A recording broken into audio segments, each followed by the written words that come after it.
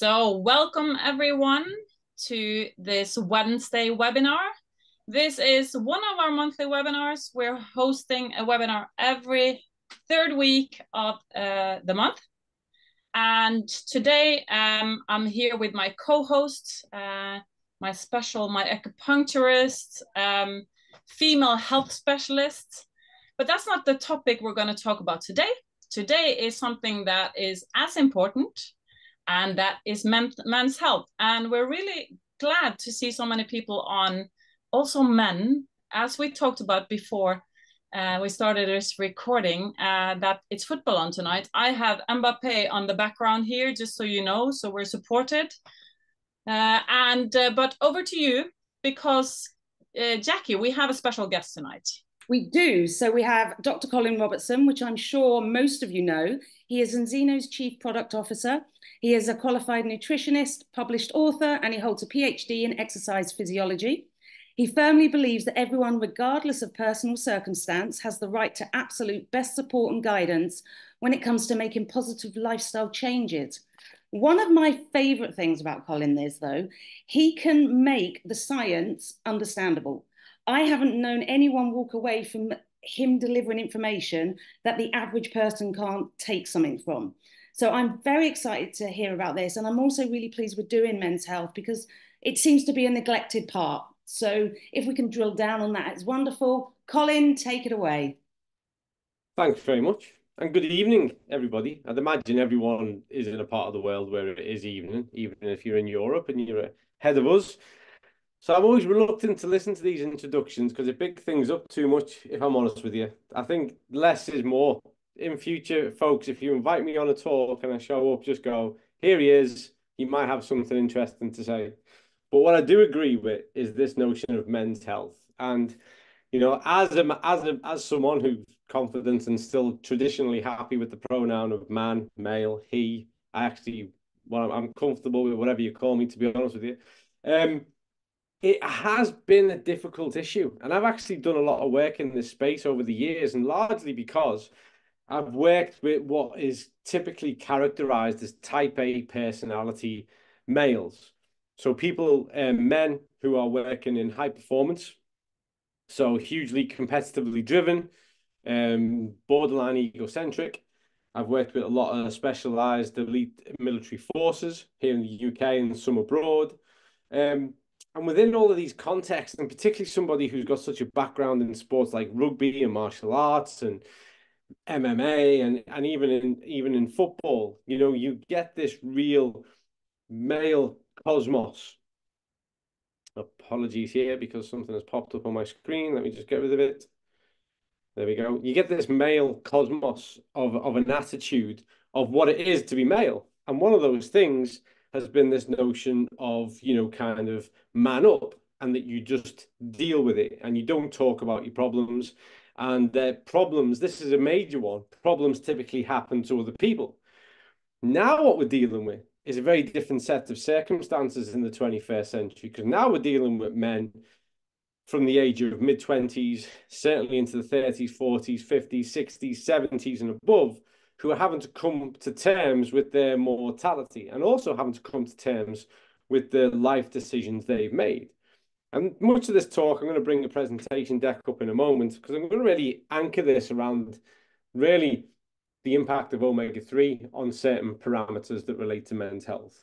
And the reason why I've chosen that line particularly is because when I was invited to do this, it was a case of, well, let's have a look at prostate, and let's have a look at testosterone, and let's have a look at mental health. And like, these are all huge areas. They're all vast areas. And within each and every single one of these, there are two common denominators, which actually, as we go through the slides, are what I'll come to at the very end, which is the nutritional profile of your diet. So the choices that you make most often, and your level of physical activity and exercise. These are huge implicators. And I could actually speak a lot from experience and as much as from expertise with regards to why I feel we're in the situation we're in now, whereby there is a men's health crisis going on. Because one, men are reluctant to go to the doctors and report things. They report things late. Two, when it comes to those kind of dietary choices and lifestyle modifications, men are second to women.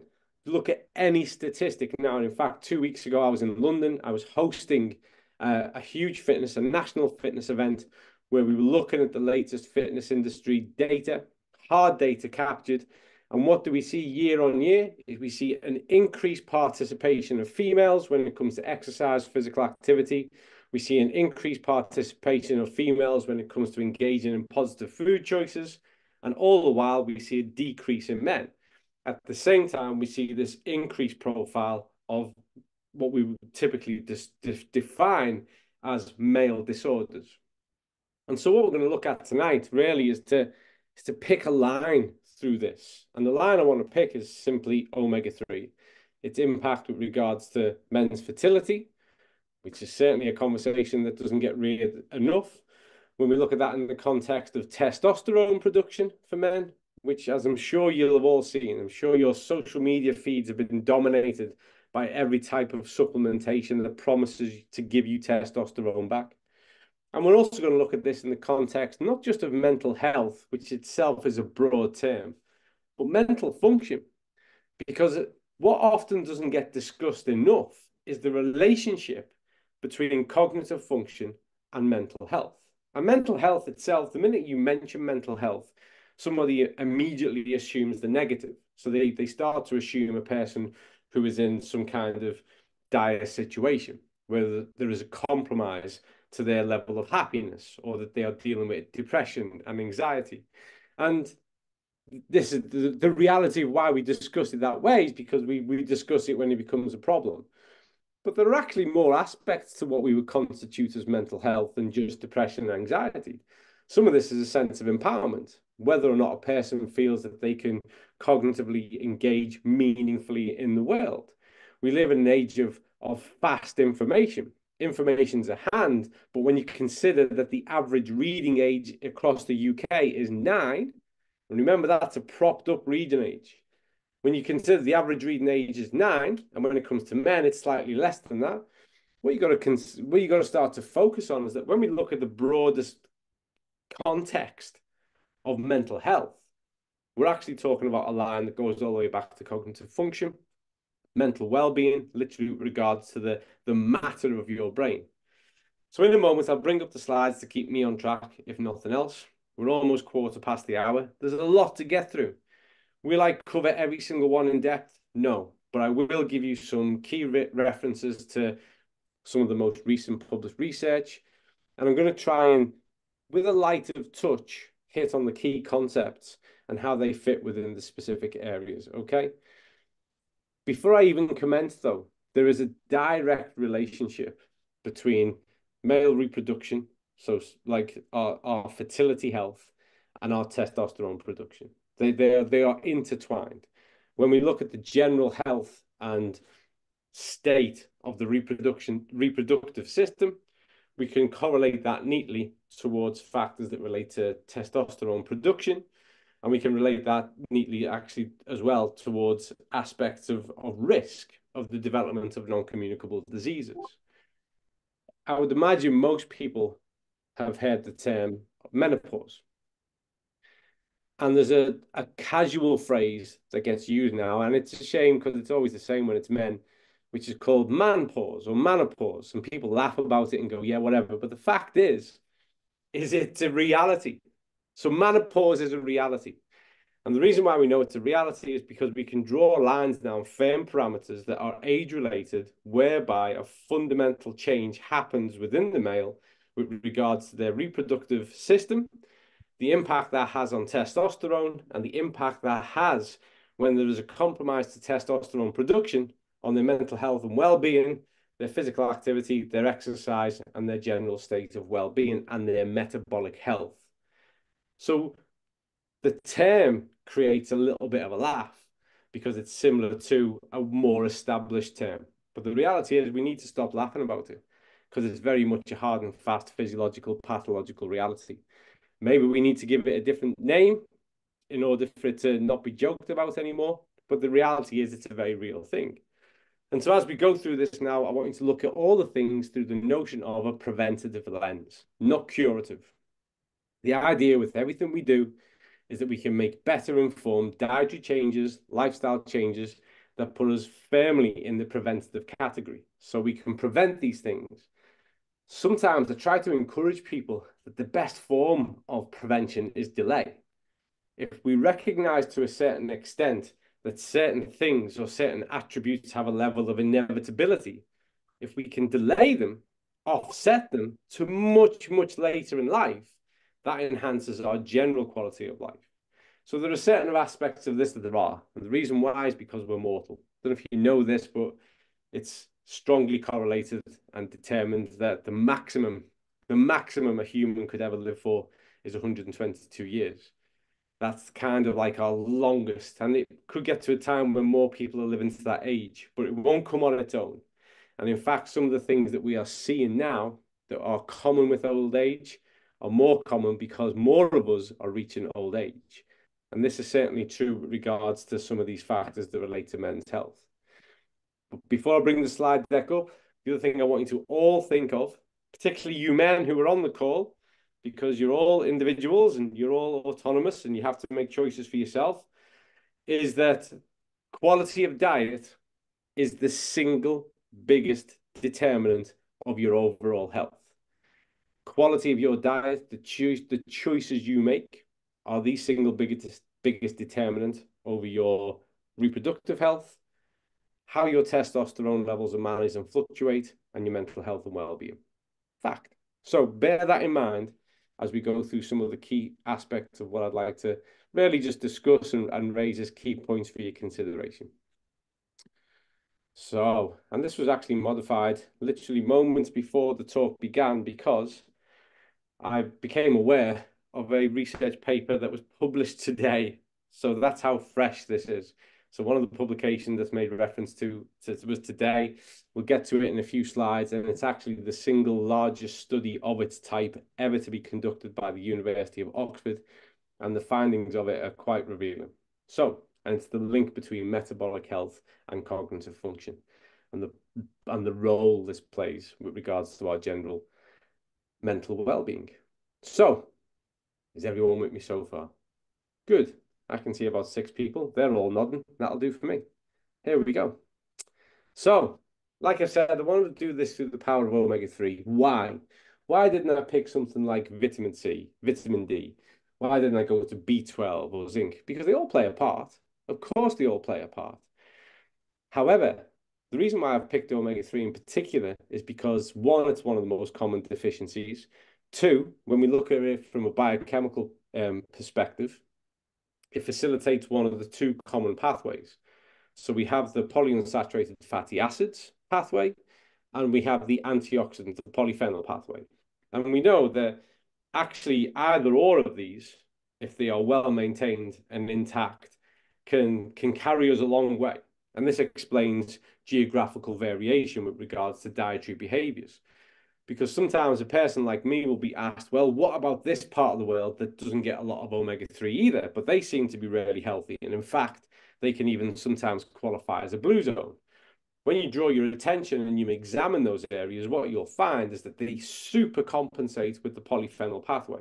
So the antioxidant pathway is delivered as a biochemical modulator, and that's why they can prop up and maintain really good standards of health.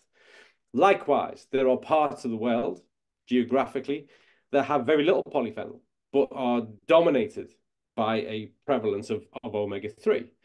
And again, have very, very good, well-substantiated health outcomes without the manifestation of the polyphenol pathway. And why? Because it's a great compensatory mechanism in isolation. But the single best way is to address them both, is the reality. And that's why the overall nutrient profile of your diet is so important. A diet that is rich in antioxidants, good sources of dietary fibers, high sources of vitamin C, all of these things are important.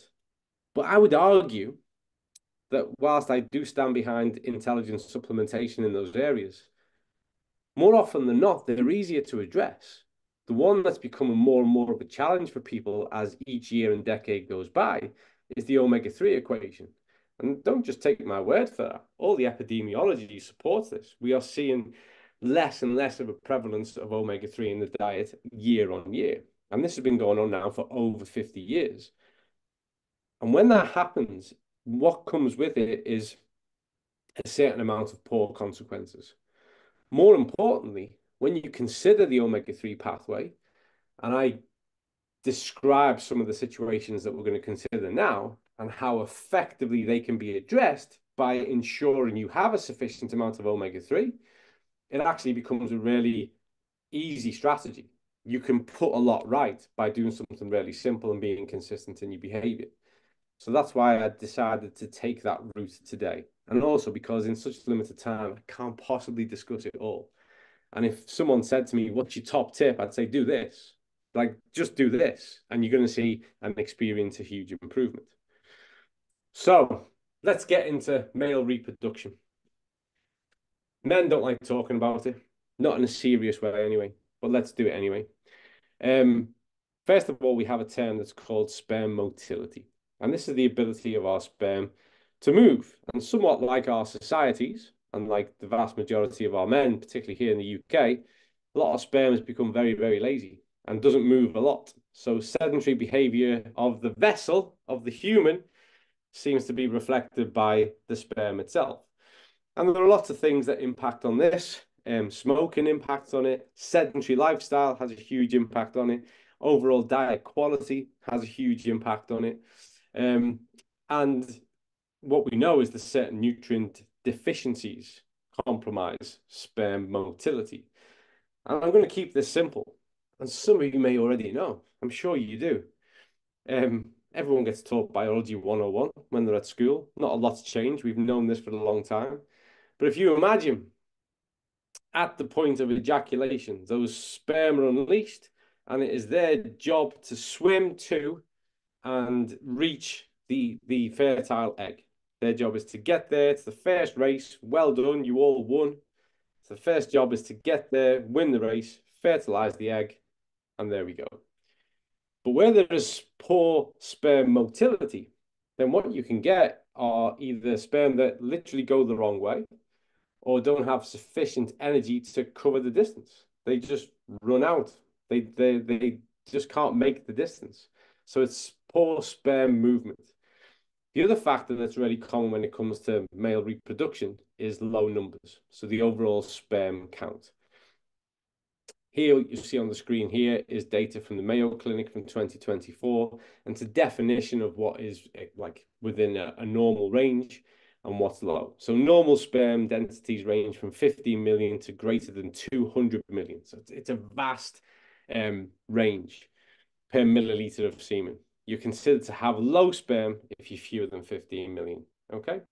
And this again is directly impacted by your levels of activity, whether or not you spend too much time sedentary, the overall quality of your diet. All of these things have an impact on it, but also omega-3 plays a huge role with regards to overall sperm quality as well as sperm motility. So sperm motility and concentration. There's been several meta-analyses that have looked at this, and on each of these where I make reference to specific research, I've included the references below. So please feel free to read these at your own time and read them in full. They're all widely available. But there has been numerous studies that has looked at targeted supplementation as a treatment pathway. Now, right at the start of this talk, I said that we were going to discuss this in a preventative way, and that's where I prefer to be. I'm far more comfortable talking about preventative health. However, whenever we look at omega-3, I'm going to just leap to the side a second. You will always see it correlated to treatment interventions, whether that's cardiovascular, whether that's in certain types and conditions of cancer, whether that can be something with regards to metabolic dysfunction, type 2 diabetes, metabolic syndrome, these kind of things. And you see it here as well. And in this instance, this meta-analysis was considering people who had just used omega-3 as a treatment intervention with regards to sperm motility. And the results were quite significant. So just by this, in comparison to placebo itself, we saw a marked increase in sperm motility to the extent that it is classified as functional. actively functional, just through targeted omega-3 supplements. And then second to that, similarly, when it comes to quality, we see that omega-3 supplements and dietary intake of omega-3 can improve sperm semen quality parameters in infertile men. So again, this is a treatment modality. So this is whereby you are considering two groups who are reported as having low motility, having low quality, and with a targeted approach of omega-3 to correct, we're seeing quite pronounced and positive results. Therefore, then it's our task is to switch this into a preventative mode and consider, well, don't wait for the problem, just recognize that this is keenly implicated in the situation and have an omega-3 strategy as you lead up. We are at an interesting place in the world, and I'll explain why. Because health boards around the world, more and more now, when a woman goes to the clinic and expresses the fact that they intend to try for a child, that's their intention, they are recommending omega-3 supplementation, both with regards to the fertility and then the early development of the child. And yet, it's almost as though everything we've known about genetics gets forgotten at that point. Because literally, I don't know how well you all know this, but literally, men, what you ate within the 48 hours before your partner conceived influences the genetic material of that child. Literally. That's how profound the impact is. So when you consider your fertile status, when you consider your overall metabolic health and the genetic code that you're about to pass on, all of your contemplation when trying for a child should be focused on how you could optimize your genetic material. How can you best look after your state of well-being and health? Because going right back to biology 101, you're about to replicate.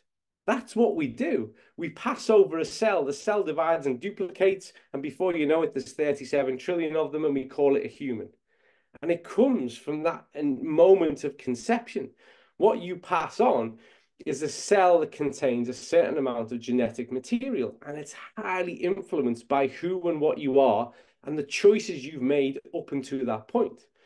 There have been a number of observational studies that have looked at different children from the same parents born with certain year gaps between them and considered the dietary and activity behaviors of the parent and how that's been manifested and reflected in the child. And if more people had more access to these studies, they would realize that the choices they make are directly influencing the type of child they'll have. That never do you receive a carbon copy. And what comes next is directly derivative of how you've been managing yourself. So when it comes to the motility, when it comes to the quality, omega-3 plays a fundamental role in ensuring both are optimized. But don't take your eye off the ball, the fact that every other choice you make, your alcohol consumption, your smoking type of habits, and certainly the overall quality of your diet. Because remember, and anyone who's listened to me before, I would be amazed if you haven't heard me talk about epigenetics. Remember, you are passing on a parcel of genetic material that is hugely influenced by who and what you are at that moment of conception. And so if you want to optimize the potential for what that child can be, then you would consider these kind of aspects before literally taking the plunge. So this takes us through two key fundamental aspects of omega-3 and men's reproductive health. From there, we go from testicular health and testosterone production, because as I'm sure you all know, even if you don't know much about anatomy and physiology, but the testicles are heavily implicated in the production of testosterone. And we see again, because what I want you to think of is you can read all this if you want, I can read it to you, but I can actually skip through this and make it really, really simple. If you can optimize the sexual reproduction system, then you are optimizing the testosterone production system. That's as simple as it gets. The two are so directly intertwined. There's a lot of concern now, and this is why there's a lot of product in the space with regards to the decline, the rapid decline of testosterone in males as they reach certain points in life. And this has huge implications with regards to libido, has huge implications with regards to the levels of activity that they engage in, This is misinterpreted as a lack of motivation because fatigue can be considered to be a barrier to participation, less likely to walk more often, less likely to join a gym, to take part in a class, all these kind of things that we're trying to encourage people to do all the time. And people have done a lot of work. There's been a lot of epidemiology that has associated the decline of testosterone, which is wrongly, in my opinion, classified as age-related, or it's put it this way, it's classified as age-related far too soon, and how people activate and manage themselves throughout. The reality is that, and I'm sure you know this, if cared for, male reproductive capacity is far greater than women's. You know, when once a woman has gone through the menopause, that's the end of their reproductive capacity, by and large, with some rare exceptions to that rule. For the man, for the male, reproductive capacity is pretty much cradle to the grave. It's pretty much cradle to the grave if you are generally keeping yourself active and well and making better food choices than poor ones and doing a little bit of self-care. But the reality we have now and what we're seeing all across the world is huge declines in testosterone. We're seeing a reality all across the world with reference to those factors I've just been talking about. And this relates itself to dietary choices and lifestyle behavioral factors. So we see that omega-3 supplementation has a positive impact on testosterone production. And I know that there are so many people out there now who are creating products to stimulate the production of testosterone. And as the CPO of a nutrition supplement company, I've looked at it. I've looked at the research and thought, can we do something in that space to help? And every time I look at that research, I realize that we already are. We're already operating in that space. We just don't talk about it enough because we have the single most powerful and proven omega-3 supplement in the world. And that alone has an untold capacity to positively influence your testosterone production. So the reality is, and this is a conversation we have a lot at Zinzino, we should just have different labels on the bottle, because people will say, I'm interested in sport. What does it do for sport? So we should have a black one, a black label, looks really cool. And we go, yeah, it's sport omega-3, but it's the same product. And then we should have one, I don't know, that's got nice different kind of molecules on it. We go, yeah, that's the testosterone omega-3, but it's all the same. Because it's what the omega-3 does that makes a difference. And what motivates the person is why they want it. But also, if we start to look at this, and this isn't discussed enough at all amongst men, there's such a naivety amongst this. And I'm going to rock your world now, man, because women actually have more testosterone than us. It's just that it's balanced out better with the progesterone and estrogen. And so as a total, they have more than we do. But we do this big testosterone, manly testosterone. They got way more than us. But we have more as a dominant hormone. That's the reality of it. And then hormones and total amounts versus ratios is really important in biology. And so when you start to look at people who've taken fish oil supplements, the levels of free testosterone, which is what we want, are encouraged to increase. And then this changes the ratio of the luteinizing hormone, the LH ratio, and the folliculator stimulating hormone. These are typically conversations we have about women's health. But guess what, man? It relates to all of us too. And so when we start to positively influence these ratios, then what we have is a more dominant pathway for testosterone, which gives us that drive, gives us our libido back, makes us want to go for a run, fight a bear, do all that stuff that men are attributed to trying to do, allegedly. I don't see much of it where I live. But that's the general principle. That's the general rule of it. It's by subtle changes to the ratio. And what happens is, and it's almost as though nature and our genes kind of knew we'd mess this up, if I'm honest with you. And the more you look into this, and the more you look into the anthropology of humans, and when you start to look at some of the molecular science around aging, you start to realize that our bodies knew, or evolution knew, we'd be stupid. And so early on, it gave us so much of everything to carry us through that initial reproductive phase, thinking we're more likely to have them then. What's happened, though, is a big societal change. So now more often than not, people are starting to plan and have families mid to late 30s. That's becoming more and more of a common. I don't know if you know this, but the family planning phase is actually going more towards the top end. Previously, it was late teenage and early and mid 20s and up to the 30s. And what's happened now is it's gravitated this way at the same time that a person, an individual, has had decade upon decade of poor dietary choices, less physical activity, less exercise, been more subject to certain types of deficiencies. And so what you've got here now is a problem, because earlier on, that genetic material and that drive was so abundant, it kind of super compensated for it. It's interesting when you look at it on these terms. And so another thing that is almost confusing the situation, particularly for males, is that in the morning, when you wake up, you have the most testosterone. It's the amplitude of the curve is highest. You have the most testosterone. But the reality is that the system can't use it very well because it saturates the system and the receptor. And so what we see is that by the time testosterone starts to back off, which is around about 6 p.m., 7 p.m., our sensitivity to testosterone peaks. And that's where less is more. And so the timing at this point is critical.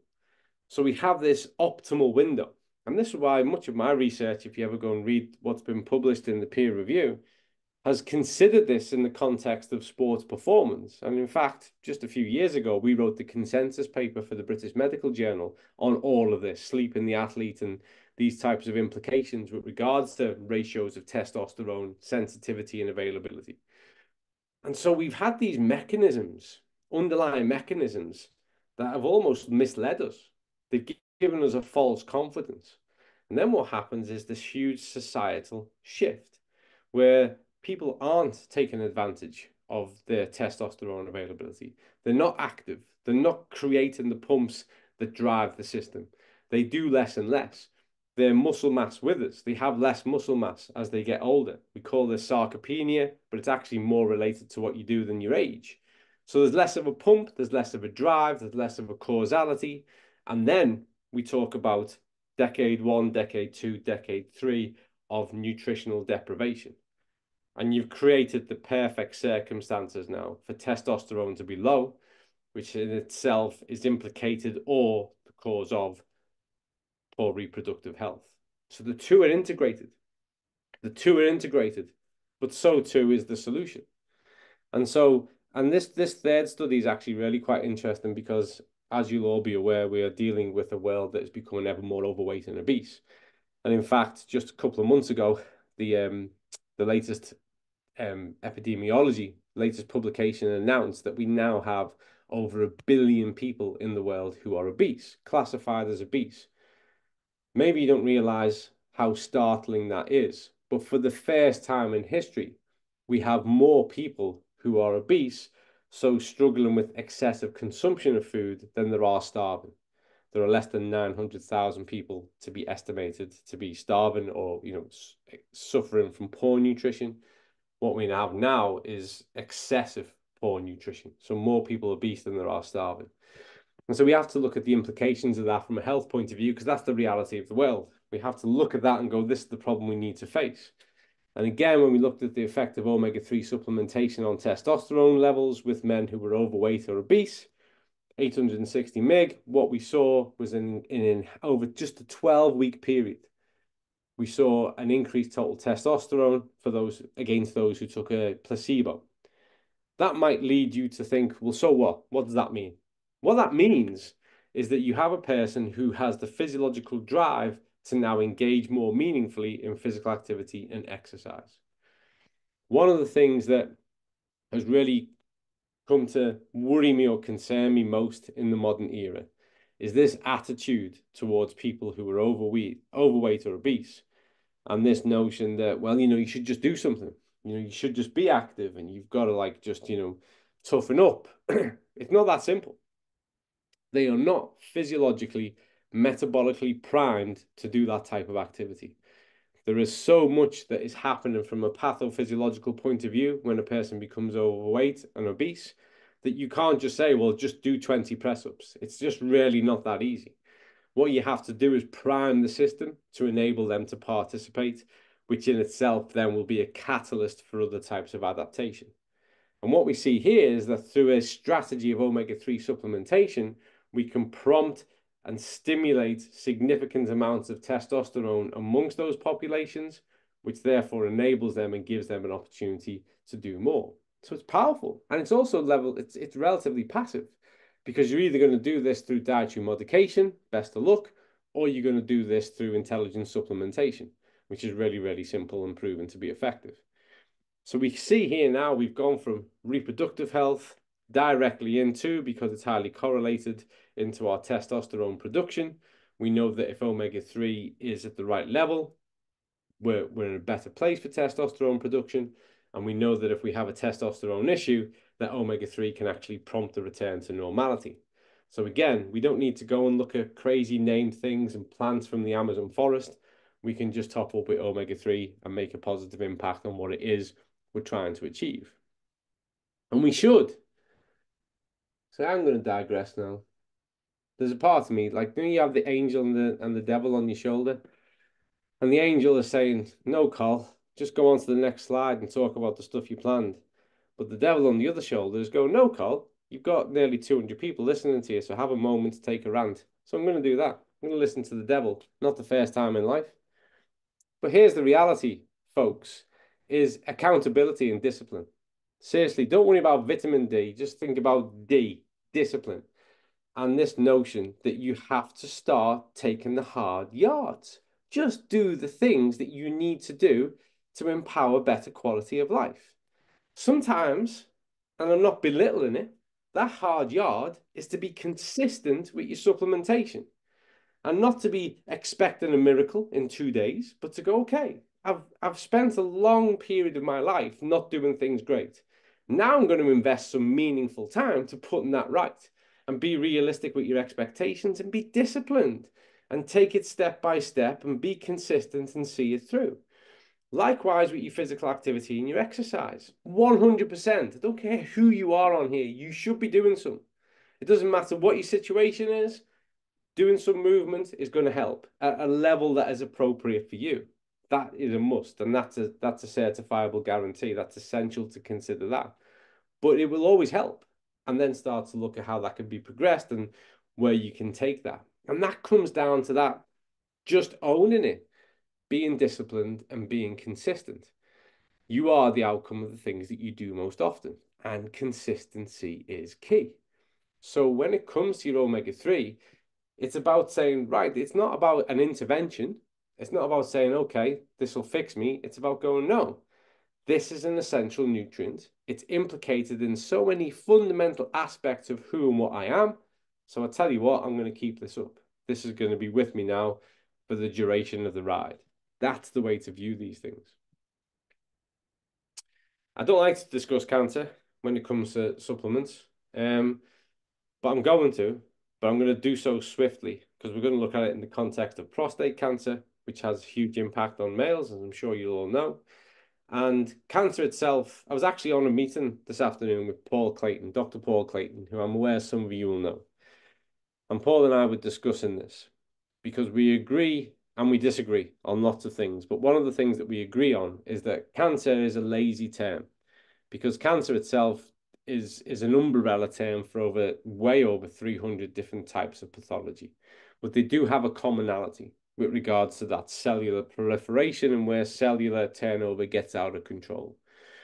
And so within that, there's been such vast amounts of research and exploration to see what works when. What does a deficiency lead to? What can be addressed by the correction of a deficiency? What are effective treatment methods? And back in 2014, and if you Google omega-3 and prostate cancer, you'll find this first. And I'll explain why. Back in 2014, there was a paper published that correlated omega-3 with an increased risk of prostate cancer. And it was sensational, and it was sensationalized, and it created headlines all over the world. And that's the reason why, if you Google prostate cancer and omega-3, you'll find all that stuff first, because it was so cited. It became the fuel for such a debate and so many articles to go, wow, we've all been told omega-3 is great, but look at this article. It's one of those instances where it created a lot of sensation and it created a lot of talk, but in reality, the paper wasn't very good. The hardcore scientific metrics of the paper were a little bit flawed. It was more observational than it was mechanistic. And most of the work that has been concluded and pursued ever since has shown decidedly different outcomes. Now, I don't know if you know this, but Nature is one of the highest impact peer-reviewed scientific articles in the world.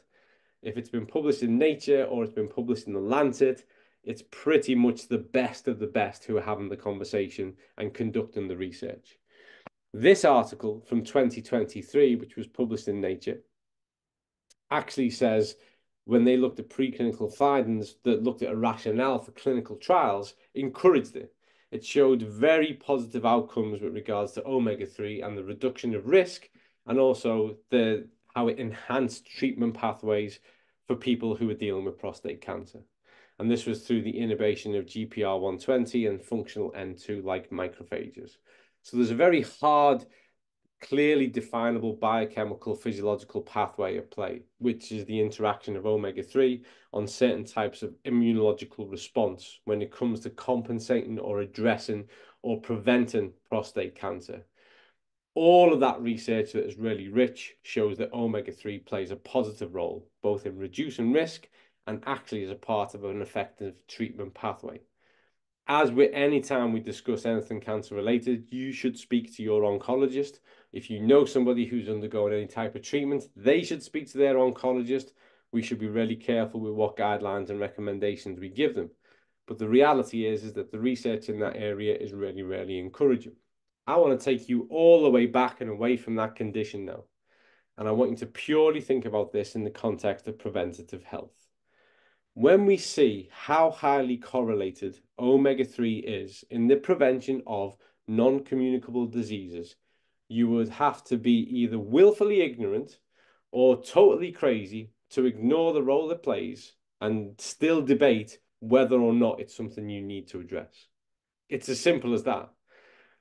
The argument and the debate of, well, you can do it with this other pathway, the polyphenol pathway, the antioxidant pathway that I described at the start, is a defunct argument because you can do both. And more often than not, through personal experience, when people come back at me with this, well, you can do the polyphenol pathway, and I say, really? And what do you do? They start to go, blip, you know, have olive oil on a salad once in a while, and I ate some kale last week. Brilliant. So you're not proactive in that either. It's just a lazy, backhanded comment, which is to dismiss something that is actually really, really important. We should address both pathways, but the reality is this is the more difficult one for most people to address. And one of the things that we don't discuss enough is the omega-3 pathway. When we look at the polyunsaturated, the essential fatty acid pathway, it's really, really quick. It's really, really quick. So we can typically measure and detect the transformation of index and ratio within 120 days, which is profound. And so when we're trying to reorientate someone's nutritional health status, this is a really powerful way to go about it. But it's also why, when we consider the points we've raised so far, maybe we should just market it differently. Maybe we need to do this in a different color bottle that is more male-centric so that men go, yes, that's a blokey type of product, and I'm going to drink that in front of all my friends just to get them to be more serious and switched on about it. Don't know. But I do wonder what the limitation is, given all the evidence that there is available to promote it. So, here we go. This was published today. So you can't tell anyone that you come to a talk and it's not the latest evidence that we're discussing. And it's only because people like me are constantly looking at research articles that it can be this fresh. So, metabolic health. I'm obsessed with metabolic health at the moment. And that's because, I don't know if you're aware of this, but recent data from the States reported that it's less than 7% of people living in North America now have what would be described as or qualified as good metabolic health. So beyond 93% of North Americans now are in a state of poor metabolic health.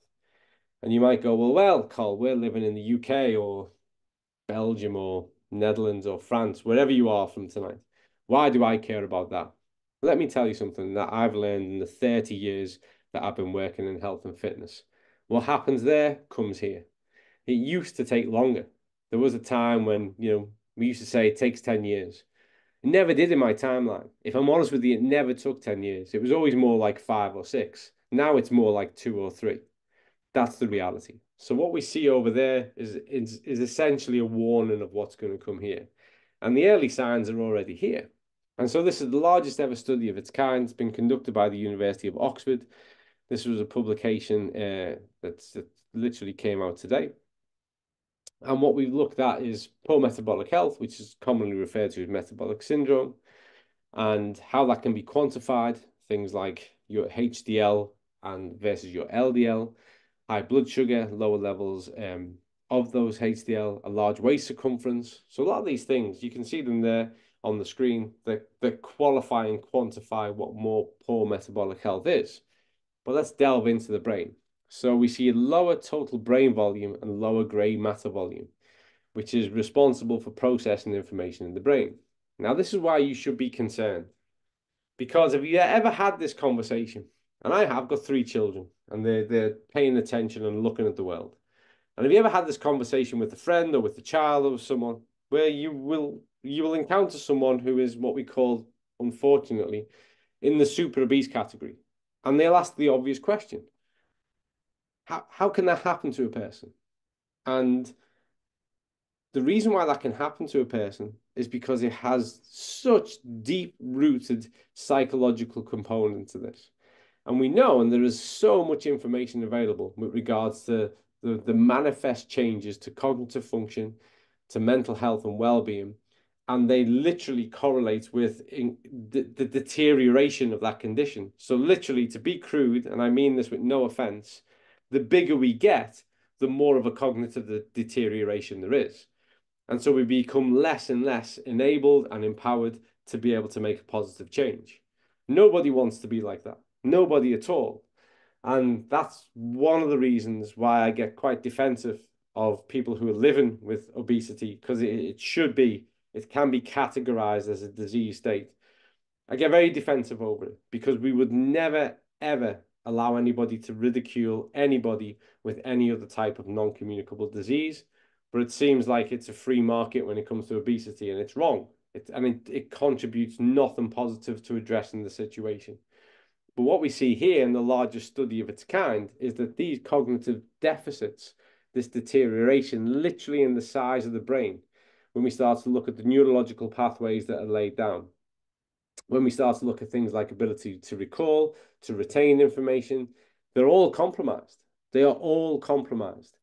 Even processing, the capacity to make decisions quickly. So reactivity times, all of this is compromised over time with regards to poor metabolic health. And so you may be thinking, what's that got to do with mental health? It's got everything to do with mental health, because these are all the landmark factors that start to compromise a person's capacity to think optimistically, to think with any level of kind of positivity. This is the wide open door to depression, to anxiety, to feelings of self-loathing, which in turn can lead to other catastrophic events and types of behaviors. So it's important that we look at this through a very metric-driven, quantifiable stance. Because when we talk about general things like happiness and well-being and satisfaction, they're really subjective. Someone asked me just recently, are you happy? And my response is always the same. It's been the same for 30 years. I find happiness in every day. But do I live in a constant state of happiness? No. And I don't believe anybody does. But I'm happy in the morning when I make porridge. I'm happy when I stop and go in the garden and have a nice cup of coffee. I'm happy when I go for a run. But do I live in a constant state of happiness? I think that's ridiculous. But what happens here is when I look at all the things that make me happy, they are typically proactively driven engagements. It's either a choice of a place to be or a choice of a thing to do. And nothing makes me more happy than going for a run. So when you start to look at these kind of compromises, this is a compromise to learning, this is a compromise to engagement with the world, This is a compromise to self-development, self-actualization. All of this is lessening a person's quality of life, which in turn will exacerbate feelings of loneliness, anxiety, depression, and desperation. So we really do need to switch on to this, because if we're going to start to address this mental health crisis, which is the pandemic before the pandemic, then we need to start to get into the hard facts of the matter. Do people need to be counseled? Of course they do. Do people need support? Of course they do. But they also need to look at what they can drive from a psychophysiological point of view and what can be corrected. And guess what? Omega-3 plays a huge part in managing your metabolic health, but as does every other type of nutrient in your diet. I realize we've got like 3 minutes to the hour. I can't fit into 2 minutes a talk about all the other essential vitamins and minerals. But what I will say is that whenever you look at your diet, whenever you look at the choice you're about to make, the question that should be firmly in your mind 80% of the time is, what nutrients will be derived from this choice I'm about to make? 20% is that discrepancy. Just have something for the joy of it. Life is short. If you want to have a chocolate bar once in a while, go for it and don't feel bad. But 80% of your assessment of food, your food choices, your meal preparation should be about what nutrients do these derive, because the body communicates at a biochemical level with nutrients. When you start to look at how the body responds in a normative state with regards to its endocrine function, its immunological function in a normative state, after exercise, after activity, after a stressful day, when you're dealing with a cough, a cold, a virus, what we trace through are biochemical pathways that rely on the presence of things like vitamin D, vitamin C, B12, omegas. All of these things are implicated. Where there's a deficiency, there's either a delay or a breakdown, and you never want delays or breakdowns in essential communication. And then I'm going to wrap this up as we step into the last part, which is exercise. This is not a talk about exercise. It's a talk about the role that nutrition has in men's health. I've taken a line right down the middle and surrounded that with this notion of the part that omega-3 plays. But I promise you now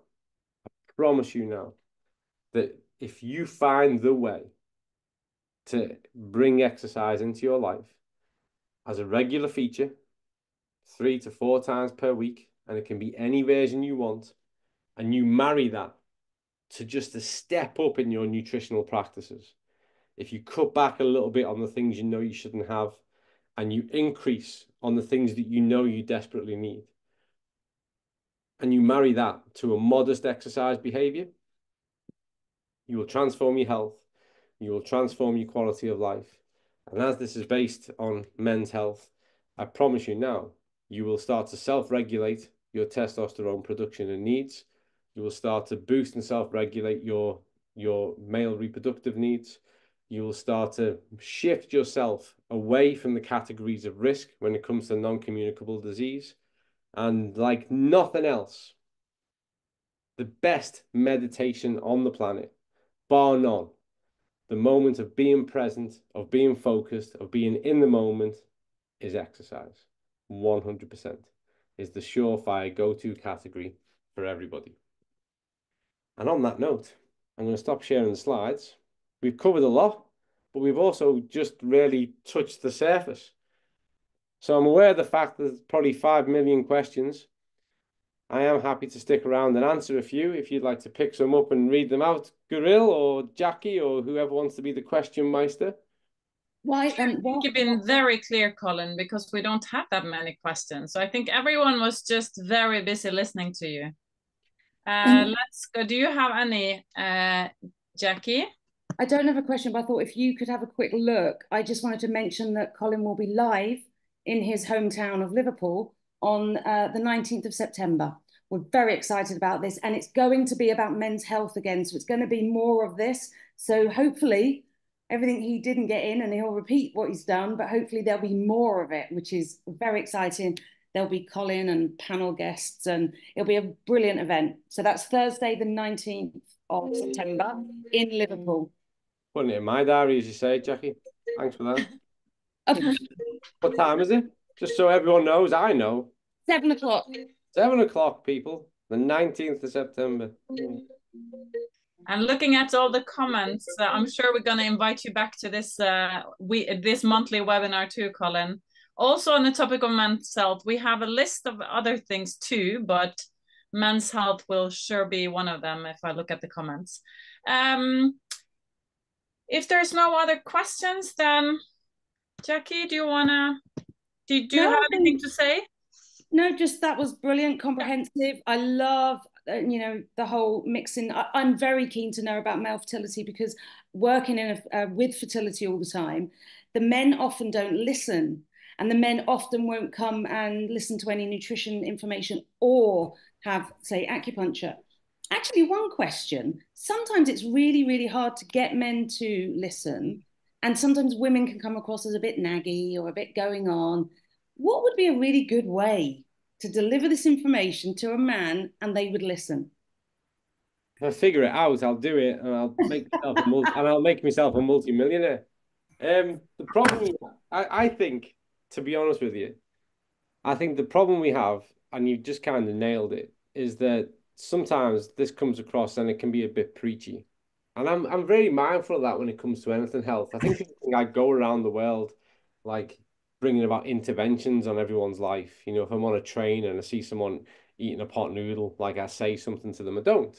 I never unsolicited mention what I do or anything to anyone. That what people do is none of my affair until they ask me. So I think particularly there's a male center point on this, which is, I know it's a bit of a stereotype, and stereotypes don't hold up when you examine them. But I think that this whole notion of it being preachy, and I think it's just a legacy and a culture of it'll be all right. I mean, that's just such a male default position. Like, oh, it's okay, it'll be all right. And I think the way to actually get it across, and I do more and more of it now, this is one of the reasons why. I mean, just for anyone who's still interested, when I hosted that event 2 weeks ago in London, the final session was mine. And believe it or not, the session they asked me to cover was mental health. So they asked me to do a session which was all about mental health, mental resilience, mental strength, for people working in the fitness industry. And the reason being is because of the environment. Wordt geld verdiend, hè? Stadions helemaal propvol. Yo, mute. Because of the environment I've been working in, I've got a fair amount of experience in it, I guess. And I think the reason why, when I reach people, or how I've reached people, I'm not saying I'm the best at it, is because I'm a bit of a typical man myself, aren't I? You know what I mean? I'm a bit sporty, I'm covered in tattoos, I've been in the military, you know, all those kind of typical archetypes that would typify a man, but I'm not at the same time, because I've got a very professional career. I'm like, you know, quite highly educated, all that kind of stuff, all that jazz. So I think that's how I reach people. But I don't think there's any one way. But I do think that what we need to get across to more people is that there is something they can do about it. And the fact is that they need to. And as much as I love Joe Rogan, they're not going to find many answers there. Just before people leave here, or before we end this call, there's also a regional meeting in London this weekend. I hope you know about that, Colin. Saturday the 22nd. I'm at that one. Yeah, you are. So from 1 p.m. to 4:30 p.m. Everyone, free for everyone to join. Also with some other speakers. I bet you can tell people what I'm talking about as well, can't you? Let me see. Let me scroll. Actually, it's in the... No, actually, I can't. So... There is going to be a surprise for all of us. Show up, folks. It's going to be amazing. There's been a question, if you want a question quickly. Go on then. I've got one of them says, can I assume your presentation that menopause drop in TST with age is not a genetic inevitability like menopause, but more to do with lifestyle choices? Yeah, absolutely. And thanks for picking that up. Don't get me wrong, there are some changes, for sure. There are some age-related changes, but they're far more subtle. And thank you for picking that up, because this is an important thing, and I apologize to everyone who's left because we've lost a few. is because actually there's a physiological window whereby there's a normalization where you shouldn't expect any type of change really that should have a dramatic impact.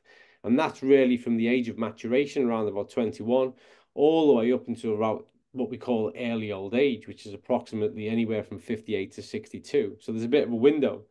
And then it's beyond that. Then there are pronounced age-related changes in these things at that stage. And that's a whole different talk. But the reality is that that's not where the problem is. There's not many 60-year-old men going in the clinic and saying, we're trying to have a baby and it's not happening. It's men who are in their 30s and 40s, and actually some in the late 20s is where it's happening.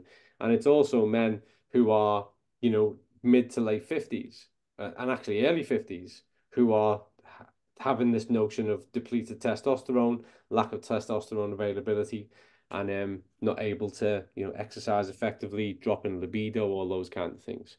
That's where it is, and that's within that area, and that's why it's a concern, because it should still be normalized.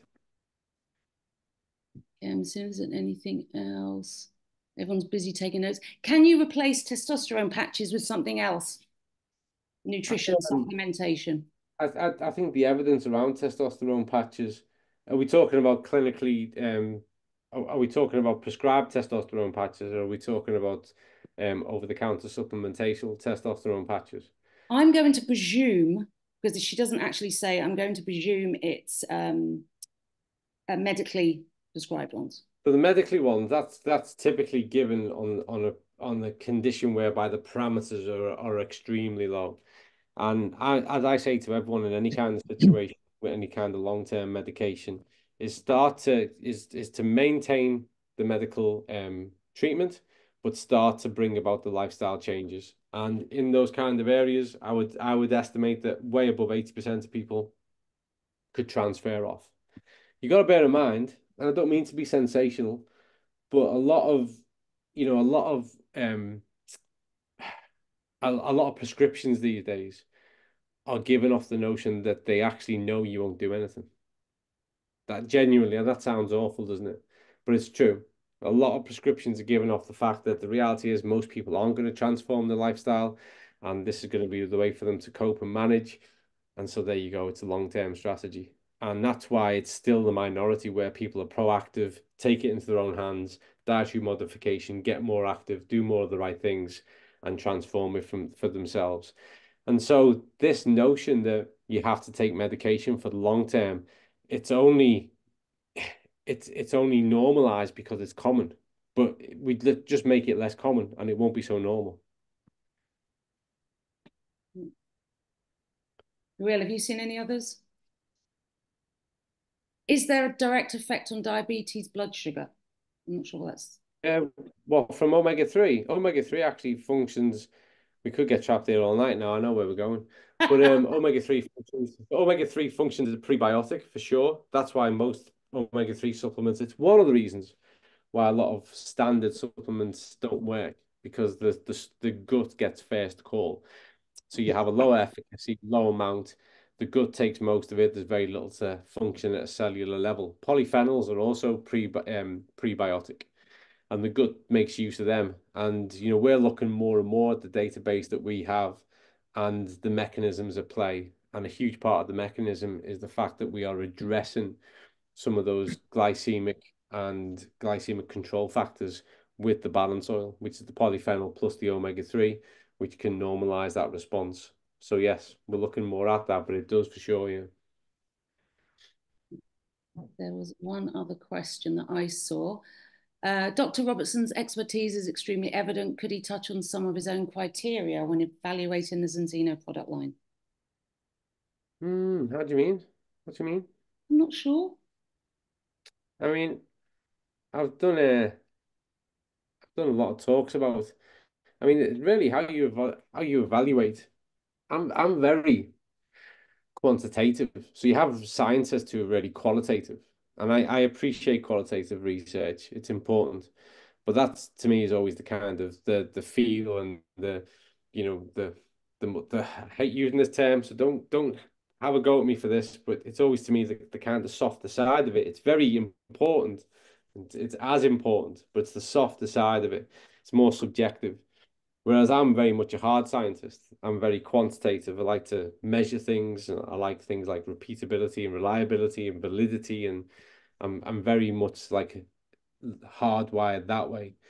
And so to me, when I came first of all to appraise Enzino, it was really to look at the functionality of it. You know, did the science back up the claims? And when you look at the functionality and how things are proposed to work, that was why the formulation of Extend was so impressive, because most multivitamins are rubbish because they just try and max out total amounts, and the body doesn't work that way. If only it did. And it's so when you look at it, you've got to start to consider, okay, how does this function? Does it function like food, or is it going to increase circulating amounts sufficiently whilst priming or prompting the immune response or endocrine response to draw these things down? And there's a lot to consider in that, and that's really the guiding light that we have, even with regards to product development. Is like, can we really legitimately do these things? Does it work that way? What will be the functionality of the product? Because to just go, okay, we're just going to put this amount of nutrients in a formulation and sell it. That's what the vast majority of the industry does, and that's why the vast majority of the industry doesn't work. It's way more involved than that. You've got to start to consider, you've got to start to think of oral microbiota, gut microbiota, digestive interactions.